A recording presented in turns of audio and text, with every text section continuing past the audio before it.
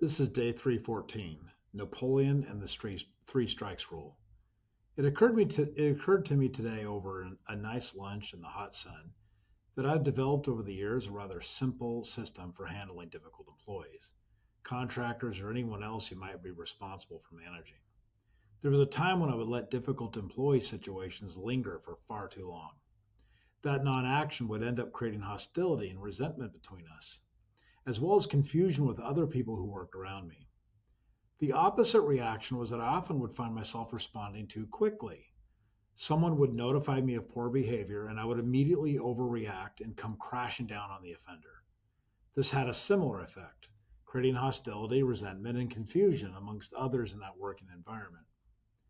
At some point in my career, I started using what I now call the three strikes rule. This rule gets its name from a rather unpopular bill that was passed in the state of California, which mandated automatic incarceration after three felonies, with very few exceptions. It was unpopular because, although intended to be a serious deterrent to crime, it was also abused by prosecutors in ways that would not be part of the original intent. However, the slogan was catchy, so I decided to use it as one of my guiding principles of management. If I ever write a book on leadership, this will be one of the chapters. The rule is basically this: I give everyone the benefit of the doubt 3 times. If I hear a complaint about someone, I will largely ignore it. I might say something casually or make a small inquiry, but I'm not going to overreact. I'm not going to institute some harsh penalty or launch a big investigation. Assuming this is not a massively egregious offense, of course. Over time, I have learned that one complaint is usually a rumor. The second complaint indicates there might be a repeating pattern, and the third complaint means that there's likely something going on that requires my attention.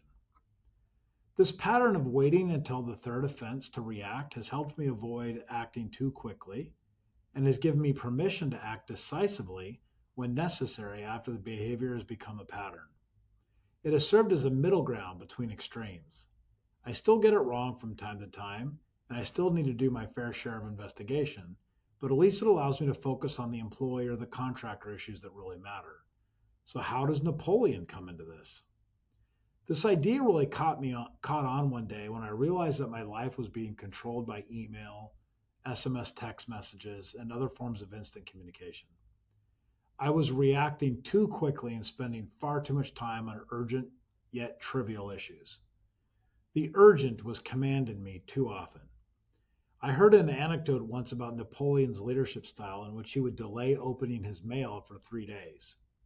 He did this because he knew that if a problem was truly urgent, it would either resolve itself or find another way to reach him. By waiting, he filtered out the noise of issues that did not really require his attention at all, allowing him to focus only on the matters that truly endured and demanded his decision. Later, I discovered this may not have been a regular practice of his, but rather a legend that grew over time. Still, the concept is interesting nonetheless. This inspired me to extend the idea into what I now call a universal wait for three philosophy. Is a customer complaint evidence that your sales team is terrible? Not necessarily, but if you hear 3 complaints, you most likely have a problem. Has your wife complained that you've not been spending enough time with her? Once? Twice? Thrice? At that point, you better pay attention, or you are in trouble. Did your mom ask you to clean your room? If she asked a third time, then you really need to act. I think you get the idea.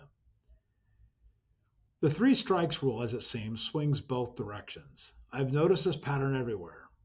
I can usually ignore something the first time, perhaps even the second time, but rarely can I ignore something more than 3 times. The fourth time almost always brings a world of hurt along with it. In the end, the three strikes rule is less about being rigid and more about giving yourself a framework for patience, balance, and yet also decisive action. It keeps you from being swept up by the noise of every small complaint, and it prevents you from ignoring problems until they fester into something worse. Whether in managing people, handling communication, or navigating personal relationships, waiting for 3 gives just enough room for perspective without surrendering your responsibility to act. It is a simple rule, but in practice, it can be the difference between being controlled by circumstances and leading with clarity and intent.